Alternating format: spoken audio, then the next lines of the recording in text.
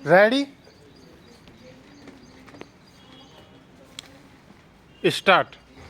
अध्यक्ष महोदय, मैं कल कह रहा था कि वित्त मंत्री जी ने जिस संदर्भ में यह बजट प्रस्तुत किया है और जिन परिस्थितियों की पृष्ठभूमि में वित्त मंत्री का भार संभाला है, उस दृष्टिकोण से यदि इस बजट को देखें तो हम इस परिणाम पर पहुँचेंगे कि वित्त मंत्री जी ने निश्चित तौर पर ऐसा काम किया है जिसके लिए वे धन्यवाद के पात्र हैं।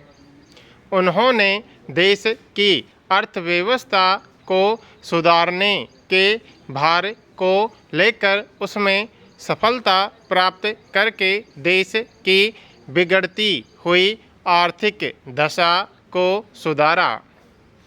पिछले वर्ष देश का उत्पादन बढ़ा है, उद्योगों में सुधार हुआ है, कीमतों में सुधार आया है, हमारा आयात कम हुआ है और निर्यात बढ़ा है। इस तरह से देश में एक नई आशा और विश्वास पैदा हुआ है। इस वर्ष के बजट द्वारा भी उन्होंने पिछले वर्ष के कार्यक्रम को जारी रखने की कोशिश करने का प्रयास किया है। मुझे इसमें कोई संदेह नहीं है कि इसमें भी उनको सफलता मिलेगी। उन्होंने देश के आयात निर्यात के बारे में कदम उठाए हैं। उनसे निश्चय ही हमारे विदेशी व्यापार का संतुलन सुधरेगा। यह निश्चय के साथ कहा जा सकता है। मैं वित्त मंत्री के लक्ष्यों व कर नीति का आमतौर पर स्वागत करता हूँ। यद्यपि मैं मानता हूँ कि इस कर व्यवस्था के द्वारा मध्य वर्ग पर बोझा पड़ेगा, परंतु इस देश में हमें पंचवर्षीय योजनाओं को जारी रखना है। इसलिए उस संदर्भ में हमें आर्थिक साधन जुटाने पड़ेंगे और ऐसी दशा में जो लोग इस देश में ऐसी स्थिति में हैं जो कष्ट उठाकर के भी कुछ दे सकते हैं, उनको देश के लिए देना ही पड़ेगा। इसलिए वित्त मंत्री जी के इन कदमों का भी मैं स्वागत करता हूं, परंतु साथ ही साथ मैं नम्रतापूर्वक यह अवश्य कहना चाहता हूं कि वित्त मंत्री महोदय ने किसानों पर जो भी नए कर लगाए हैं उनके ऊपर वे फिर सोचें। मेरी मान्यता के अनुसार वित्त मंत्री द्वारा खाद पर जो कर लगाया गया है, जो शुल्क लगाया गया है, वह एक ऐसा कार्य है जिससे इस देश का विकास रुकने वाला है।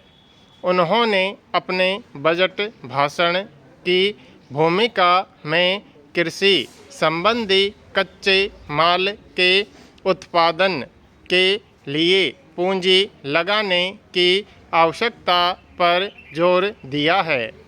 उनकी स्वयं की यह मान्यता है कि कृषि का उत्पादन बढ़ाना बहुत आवश्यक है।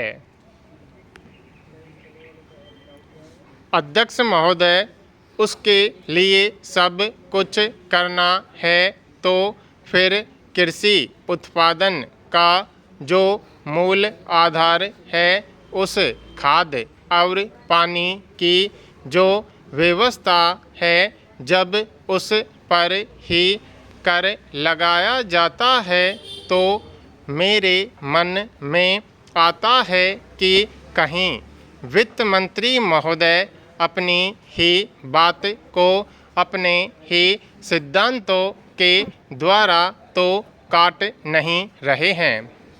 मैं कहना चाहता हूँ कि हमारे देश में अभी भी चौथाई भूमि से ज़्यादा सिंचित भूमि नहीं है।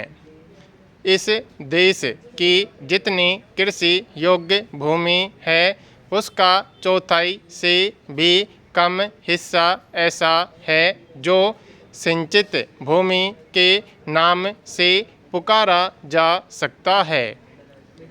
मेरी राय में अब समय आ गया है जबकि पिछले 2-3 वर्षों की नीति पर फिर विचार किया जाए और एक मात्रा में घाटे के बजट का सहारा लेकर ही सही आर्थिक तथा सामाजिक विकास योजनाओं की गति को बहुत बढ़ा दिया जाए।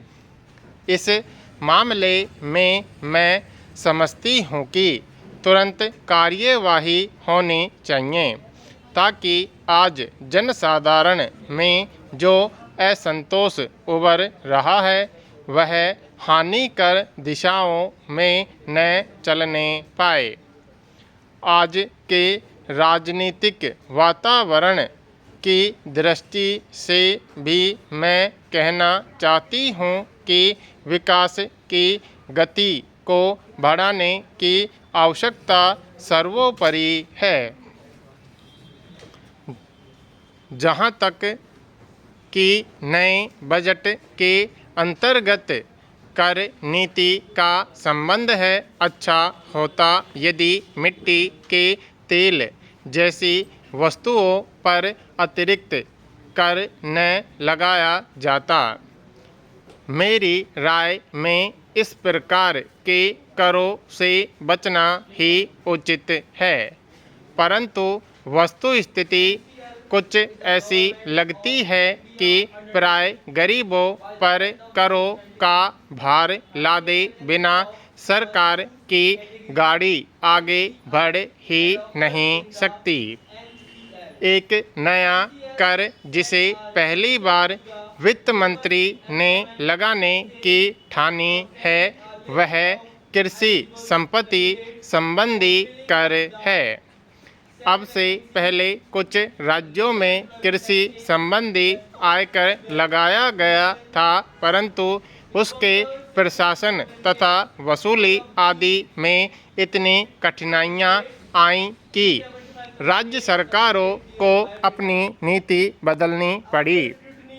बात यह है कि जहां करोड़ों अनपढ़ तथा गांवों में बसने वाले किसानों पर हिसाब किताब रखने और रिपोर्ट भेजने की जिम्मेदारी लादी जाती है, वहां ऐसा कोई कर सफल नहीं हो सकता। उल्टे उसके कारण लाखों लोग कई प्रकार से सताए जाते हैं और फिर वे लोग सरकार से नाराज हो जाते हैं। इसलिए पहले देखना यह पड़ेगा कि यह कर कितने कृषकों पर लागू होने वाला है और उससे कितना रुपया कर के रूप में वसूल होगा।